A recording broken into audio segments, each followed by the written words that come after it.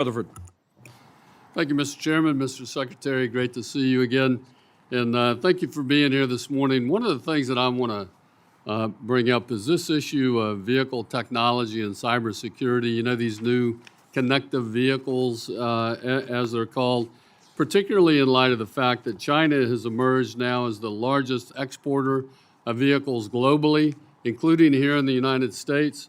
And Mr. Secretary, I have to tell you, I'm concerned about the potential security risk of these connected vehicles built by the Chinese automakers and now operating in the United States, because through their massive subsidies and workforce practices, as I said, they've become the largest exporter. They're here.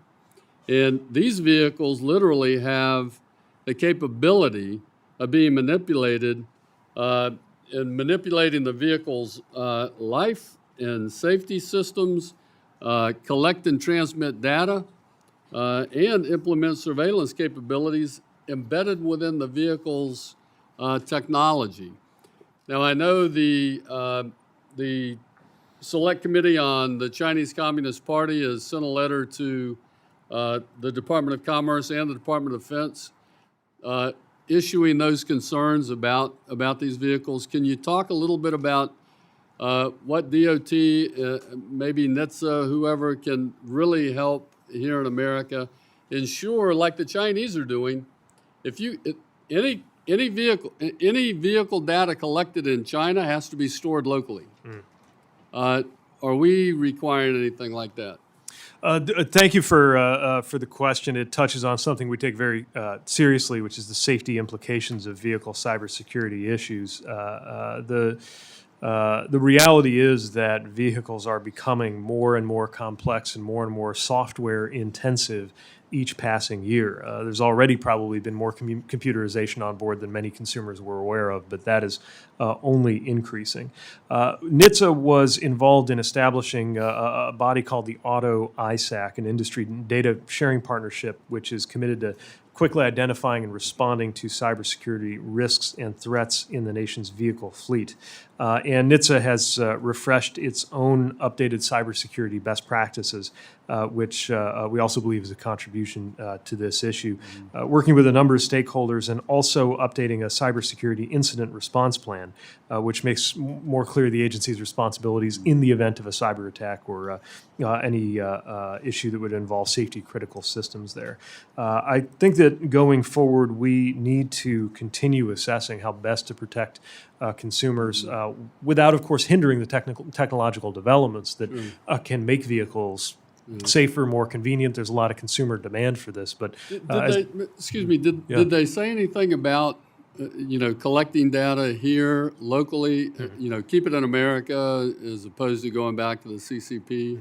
I'm not aware of restrictions in terms of how data is stored. Of course, most of our international automakers are not Chinese automakers, but you also know how many different components are finding their way into any vehicle, regardless of the OEM. So that's certainly an area that we'd welcome more dialogue on and be eager to work on. Okay, thank you. I'd like to flip over to the EV standards and really talk about the CAFE standards that have recently been announced that everyone is, I don't want to say, I might say up in arms about, because nowhere in law did Congress authorize DOT to set fuel economy standards that effectively mandate EVs while at the same time will force the internal combustion engine out of the market.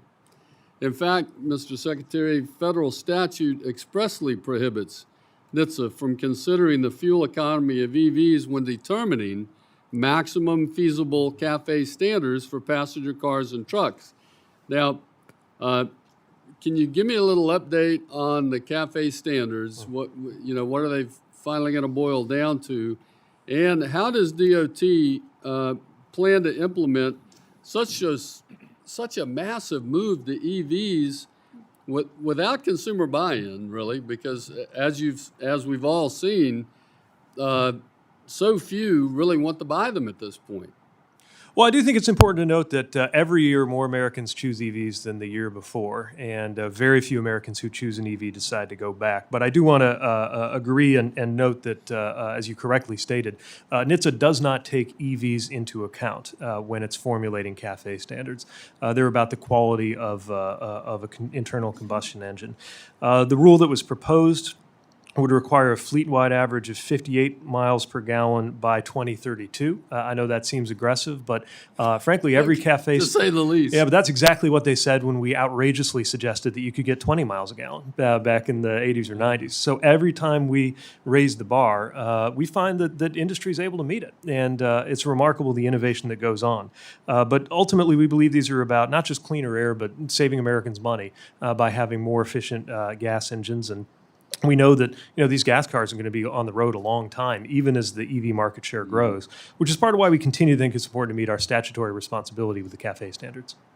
Thank you, Mr. Speaker. I yield back, Mr. Chairman. Ms. Watson-Coleman.